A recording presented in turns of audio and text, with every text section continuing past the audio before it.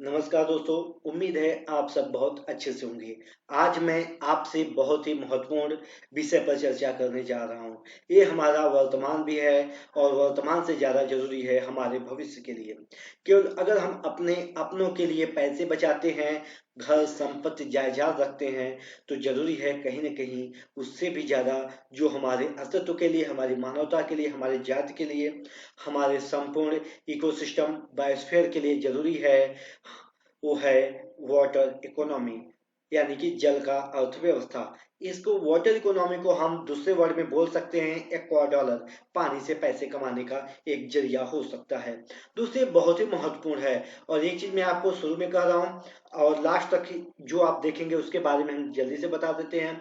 हम यहाँ बताएंगे वाटर इकोनॉमी क्या होता है, एक्वा डॉलर क्या होता है, कैसे इससे हम अपने आर्थिक रूप से खुद को, अपने परिवार को, अपने समाज को और देश को संबल बना सकते हैं, सबल बना सकते हैं, मजबूत बना सकते हैं। हम आगे इसमें देखेंगे कि वाटर का मार्केट पूरी दुनिया में अभी तक क्या है और अलग अलग रिपोर्ट के अकॉर्डिंग वाटर का, water economy, bottle economy, bottle water के बॉटल का क्या संभावनाएं हैं, आगे आने वाले समय में मार्केट वैल्यू क्या होगी, किस प्रकार से उसका CAGR क्या होने वाला है।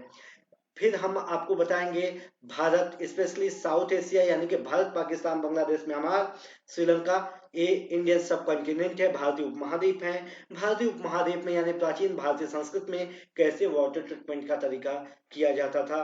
हड़प्पन सभ्यता में हमें क्या मिला, सिंधु घाटी सभ्यता, सरस्वती घाटी सभ्यता, इसके अलावा अलग अलग सभ्यताओं में कैसे वाटर ट्रीटमेंट का यूज किया जाता था। फिर हम आपको बताएंगे आधुनिक जमाने में इस समय हम कैसे वाटर ट्रीटमेंट को बिना केमिकल मालिक्यूल्स को, बिना केमिकल्स का यूज कर किए कैसे हम एक हेल्दी, बहुत ही अच्छा पानी पा सकते हैं। तो दोस्तों, आपको स्क्रीन पर जो दिख रहा है, पूरी दुनिया की चाबी आज वाटर इकोनॉमी पर है और आने वाले 4 से 5 सालों में वाटर इकोनॉमी पूरे दुनिया में एक सशक्त महाशक्ति वही होगा जिसके पास वाटर इकोनॉमी होगी। हम बहुत सौभाग्यशाली हैं कि भारत के जो पानी है वो ज़्यादातर अल्कलाइन वाटर है, ये नेचुरल है, ये हमारी सेहत के लिए बहुत ही जरूरी है और बहुत फायदेमंद है।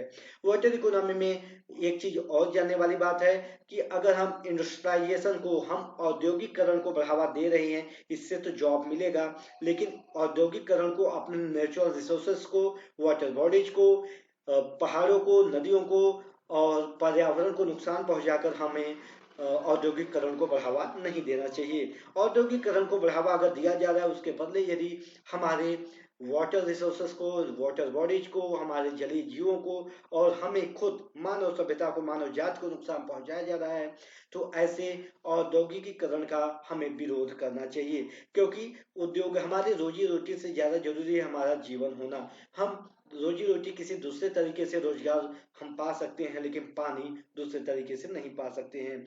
हम पानी का विकल्प सलाइन वाटर नहीं हो सकता, क्योंकि समुद्रों से जो हम पानी प्राप्त कर सकते हैं, इजराइल और दुनिया के कई पश्चिमी देशों ने समुद्रों को, सलाइन वाटर को डीसलाइनेशन प्रोसेस के द्वारा उसका नमक हटाकर उसको शुद्धिकरण करके पीने के लिए यूज करते हैं। लेकिन ये डीसलाइनेशन प्रोसेस जो होता है, ये हमारे लिए बहुत फायदेमंद नहीं होता है, क्योंकि इसमें जो एडिशनल न्यूट्रिशन की जरूरत होती है, जो मिनरल्स की जरूरत होती है हमारे बॉडी के लिए, वो हमें नहीं मिल पाता है। और यदि हम आज अपने अपने जलीय स्रोतों को, जल स्रोतों को नहीं बचाए, नदियों को नहीं बचाए, तालाबों को नहीं बचाए, वाटर बारिश के पानी को संरक्षित नहीं करे किए, तो आने वाले समय में जैसे नमक पर हम औद्योगिक घरानों पर डिपेंड हो गए हैं। हमें आज, पहले खरा वाला नमक यूज होता था, आज हम आयोडीन वाले नमक के चक्कर में पूरी तरीके से औद्योगिक घरानों पर डिपेंड हो गए हैं। हमें पानी के लिए हमारे पास अच्छा रिसोर्सेस है, हमें किसी औद्योगिक घराने पर, किसी सरकारों पर डिपेंड नहीं होना है। इस बात का हमें ध्यान रखना है। एक पानी के ढेर सारे अनेक रूप हो सकते हैं। एक पानी तेरे रूप, पानी एक तेरे रूप अनेक। इसका हम वाटर यूटिलिटीज कर सकते हैं ढेर सारे शहरों को बसाने के लिए। इसके अलावा उद्योग को व्यापार को बढ़ावा देने के लिए एग्रीकल्चर में तो लगभग 70% से ज़्यादा पानी हम ग्राउंड वाटर का यूज करते हैं। हमारे सोशल और इकोनॉमी इंक्लूजन के लिए, हमारी एकता, अखंडता और समृद्धि के लिए पानी बहुत जरूरी है। और हमारे स्वास्थ्य के लिए भी जल के महत्व को हम नहीं झुठला सकते। क्या वेस्ट वाटर होता है? जी नहीं। पानी कभी सड़ता नहीं, पानी कभी वेस्ट होता नहीं। पानी में दूसरे कोई मिलकर पानी को वेस्ट कर सकते हैं, पानी में पत्तियां मिलकर, पानी में दूसरे कंपाउंड मिलकर सड़ सकते हैं, लेकिन पानी कभी नहीं सड़ता। Water never decompose. ठीक है, पानी कभी डिकम्पोज नहीं होता। तो एक हमारे लिए एक अपॉर्चुनिटी है, वेस्ट वाटर यानी कि जो हमारे पास अपशिष्ट पानी है वो हमारे लिए रिसोर्स हो सकता है। क्योंकि पूरी दुनिया का यदि हम बात करें तो पूरी दुनिया का 80% पानी बिना ट्रीटमेंट हुए सीधे हमारे जल स्रोतों में जा रहे हैं। वेस्ट वाटर जो हमारे घरों से निकलते हैं, शहरों से निकलते हैं, उद्योगों से निकलते हैं, इसमें से मुश्किल से 20%, 20% वाटर, वेस्ट वाटर का ट्रीटमेंट हो पाता है। वो भी भारत जैसे देश में ट्रीटमेंट प्लांट बहुत ही कम है, सरकारों ने ध्यान नहीं दिया। हम यहाँ पर रोजगार की बात करते हैं, हम यहाँ पर सरकारों से चुनावी वादों की बात करते हैं, फ्री बिजली, फ्री पानी की बात करते हैं, लेकिन क्वालिटी पानी की क्या बात करते हैं? हमारे यहाँ ट्रीटमेंट नहीं होता। दिल्ली में मैं गया, उत्तर प्रदेश में, यूपी के ढेर सारे शहरों में मैंने घूमा, मैं महाराष्ट्र में गया, ढेर सारे नदियों को नालों का शक्ल दे दिया गया। विदेशों में नालों का भी पानी आप उसको ट्रीटमेंट करके ही नालों में बहाया जाता। हमारे यहाँ गांव में तो मैं दावे के साथ कह सकता हूँ कि मैंने जितने गांव में नदियों किनारे वाले रिवर बैंक के किनारे जितने भी गांव हैं वहां मैंने घूमा, मुझे कहीं भी वाटर ट्रीटमेंट प्लांट नहीं मिले। एक दो जगह मुझे प्रयागराज में दिखे तो लोगों ने साइड से रास्ता बना दिया है। तो दोस्तों ये हमारी रिस्पॉन्सिबिलिटी है, सरकार करे या न करे, एक जिम्मेदार नागरिक होने के नाते, एक इंसान होने के नाते, अपने धर्म के लिए, भगवान के कारण हमें बचाना होगा अपने जल स्रोतों को। तो पूरी दुनिया में, जैसा कि स्क्रीन पर आपको दिख रहा है, पूरी दुनिया में ज्यादातर वेस्ट वाटर को हम कलेक्ट नहीं करते हैं, न तो ट्रीट किया जा सकता है। तो वेस्ट वाटर एक बहुत ही वैल्यूबल रिसोर्स हो सकते हैं, और ये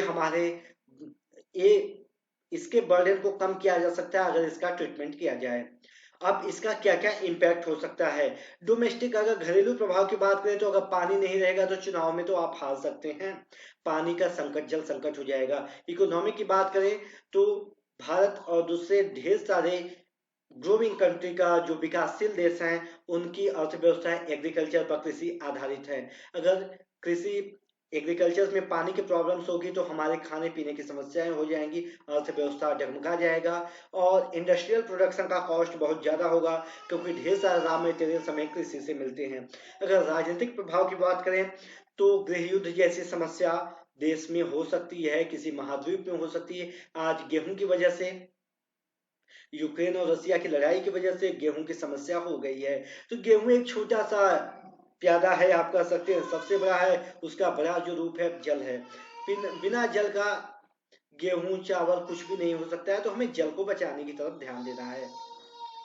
अब जो वेस्ट वाटर होते हैं वो हमारे घरों से आते हैं, शहरों से आते हैं, वेस्ट वाटर को रिसाइकल करके, रीयूज करके हम अपनी इकोनॉमी को बूस्ट कर सकते हैं। तो दोस्तों इस पर हमें ध्यान देना चाहिए।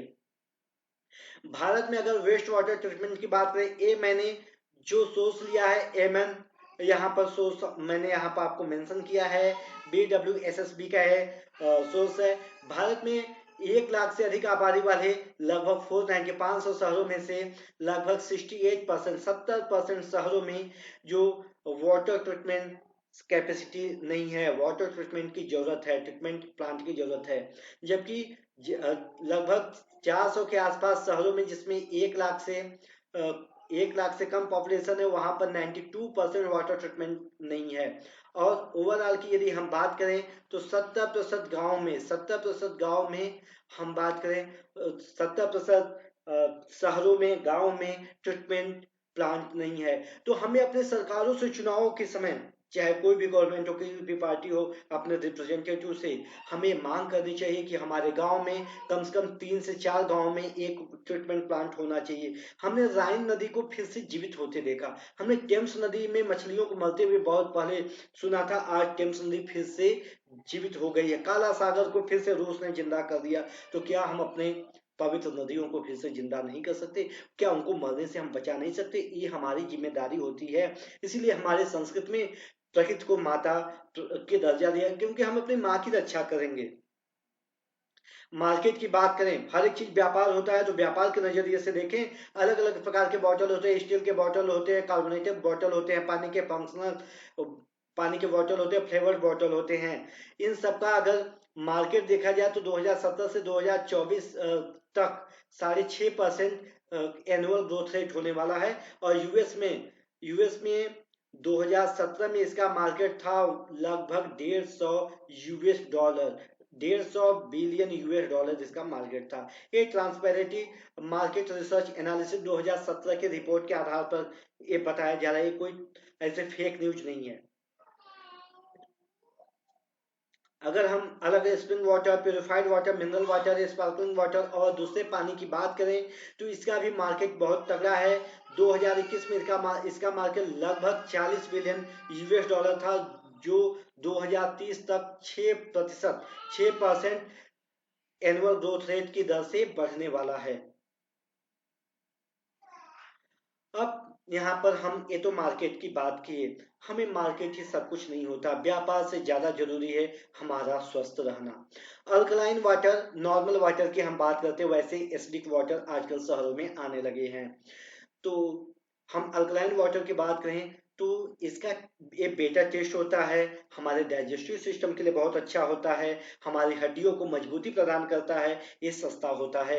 जबकि यदि हम बात करें नॉर्मल वाटर की, इसका टेस्ट अच्छा नहीं होता है, इसका हमारे डाइजेस्टिव सिस्टम पर कोई इफेक्ट नहीं होता, हमारे पीएच को ये कुछ भी रोल अदा नहीं करता है हमारे बॉडी के पीएच के लिए। ये हमारे हड्डियों को मजबूती नहीं देता है, साथ साथ इसका कॉस्ट भी महंगा आता है, क्योंकि इसमें रिवर्स ऑस्मोसिस के प्रोसेस के द्वारा इसको नॉर्मल वाटर किया जाता है। ये रहा पीएच चार्ट पानी का।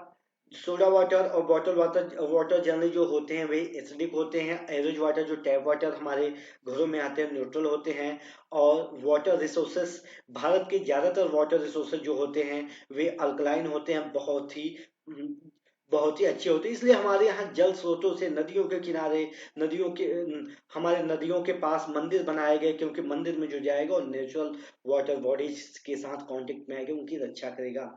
हमारे गुरुद्वारों में भी पवित्र कुंड के जल होते हैं। तो दोस्तों ये सारे जो हमारे धर्म का हिस्सा बनाया गया, जो धर्म धारण करने योग्य होते हैं उसी को धर्म कहा गया है। तो हमारे यहाँ उसी को धर्म कहा गया है जो धारण किया जाता है। मतलब हमारे यहाँ नेचर से हमें जोड़ा गया है, हमें वापस अपने धर्मों की ओर, अपने पुराने संस्कृति और सभ्यता की ओर लौटना होगा, क्योंकि हमारा विकास विनाश की कीमत पर नहीं हो सकता। ये जब मैं आपसे बातें कर रहा हूँ ना, ऐसा नहीं कि कहीं से फेंकी फेंकी सी बातें कर रहा हूँ। मैंने ढेर सारे रिसर्च पेपर देखे, उसमें मुझे सबसे सिंपल जो रिसर्च पेपर लगा वो आपके साथ साझा कर रहा हूँ। ये है waste water management techniques from ancient civilisation to modern ages. ये साउथ एशिया यानी भारत, पाकिस्तान, नेपाल, बांग्लादेश, श्रीलंका, बर्मा, ये जो भारतीय उपमहाद्वीप है ना, जिसको हम कह सकते हैं कि अखंड भारत जिसको कहा जाता है, अखंड भारत में भी यानी प्राचीन भारत में जो तरीके यूज किए जाते थे उसके बारे में इसमें बहुत ही सिंपल, बहुत ही आसान तरीके से दक्षिण भारत, उत्तर भारत में वाटर बॉडीज को ट्रीटमेंट करने के लिए क्या तरीके होते थे उसके बारे में इस रिसर्च पेपर में बताया गया है। ये आपके साथ जो मैं अभी साझा कर रहा हूँ डायग्राम, ये डायग्राम हड़प्पा की संस्कृति में, हड़प्पा की खुदाई के दौरान इस तरीके के हमें नक्काशी मिले थे। लेकिन ऐसा नक्काशी हड़प्पा की सभ्यता में ही नहीं थे, आज भी जहाँ मिट्टी के घर हैं, प्राचीन गांव में आज भी प्राचीन घरों में ऐसे मिल जाते हैं। वहां पर मेरा खुद भी बचपन के ऑब्जर्वेशन मैंने देखा था, इस तरीके से ही होता है। सेवर या स्ट्रीट ड्रेन ट्रीटमेंट का प्लांट होता है, बाथरूम आपको देख रहा है, नहाने का यहाँ पर स्नानागार होता है, पानी इधर जाता है। जो ये लेंथ होता है ना, इसमें ट्रीटमेंट किया जाता है, बाद में इसको घासों में ये सीवेज पानी को छोड़ दिया जाता है। जो वहां पर ड्रेनेज सिस्टम होता है, जो घास होते हैं वे वाटर प्यूरिफायर की तरह काम करते हैं। तो दोस्तों हमें फिर से अपने जड़ की ओर लौटना होगा। किसी ने कहा था कि पतंग जब तक हवा में होती है ना, डोरी से बंधी होती है, उसको लगता है कि मैं और ऊपर उड़ सकता हूँ अगर अपने डोर से कट जाऊं। लेकिन हम डोर से कटने के बाद थोड़ी देर के लिए हवा में हो सकते हैं, लेकिन जैसे जड़ से खत्म होंगे वैसे हम पतंग खत्म हो जाता है, नीचे गिर जाता है। ऐसे हमें अपनी सभ्यता और संस्कृति की ओर लौटनी होगी। उसकी जो अच्छी चीजें हैं उसको हमें ध्यान देना होगा। आज हम, अगर हम जो अभी चल रहा है लगभग 2022, अगर हम लगभग आज से 10,000 सालों की सभ्यताओं को, संस्कृत को ऑब्जर्व करें, तो हम आज यहाँ जो पहुंचे, बहुत ढेर सारे केमिस्ट वैज्ञानिकों के कुर्बानी की वजह से पहुंचे, उनकी शहादत, उनके महान योगदान की वजह से पहुंचे। किसी ने अपनी पूरी जवानी, पूरी जिंदगी, परिवार, समाज, अपना सब कुछ खोने के बाद हमें मानव सभ्यता के लिए जो दिया है, तो हम अपने पूर्वजों के ज्ञान को हमें संभालना पड़ेगा। ये जो खूबसूरत आपको डायग्राम दिख रहा है ना दोस्तों, ये जो खूबसूरत डायग्राम है, ये हमारे बावली हैं, बाव हैं, हमारे जल स्रोत हैं। आप इसमें से, आपने रानी का बाव देखा होगा, हमारे करेंसी पर छपा हुआ है। इसके अलावा जो दिल्ली के आसपास के रहने वाले लोग हैं, वो अग्रसेन की बावली देखे होंगे। रानी की बाव राजस्थान, उत्तर उत्तर भारत के ढेर सारी जगहों पर, अभी तो उत्तर प्रदेश, उत्तराखंड और इस इधर इलाके में नहीं है, क्योंकि इधर आक्रमणकारियों ने सारी चीजों को तोड़ दिया। तालाब तो अभी भी दिख जाते हैं। दक्षिण भारत के मंदिरों में आपको आसानी से ये सब देखने को मिल जाएगा। अब क्या तरीका है, हमारे जो घरों में ट्रीटमेंट का तरीका होता था, वो क्या होता था, एल्गी और बैक्टीरिया मिलकर जो वाटर होता था, घरेलू डोमेस्टिक वाटर होता था, लाइट के प्रेजेंस में उसको डिकम्पोज करते थे, सॉलिड वेस्टेज को डिकम्पोज करते थे। और इसका सबसे अच्छा तरीका होता था, हमें शुद्ध पानी मिलता था, बायोमास अलग हो जाता था।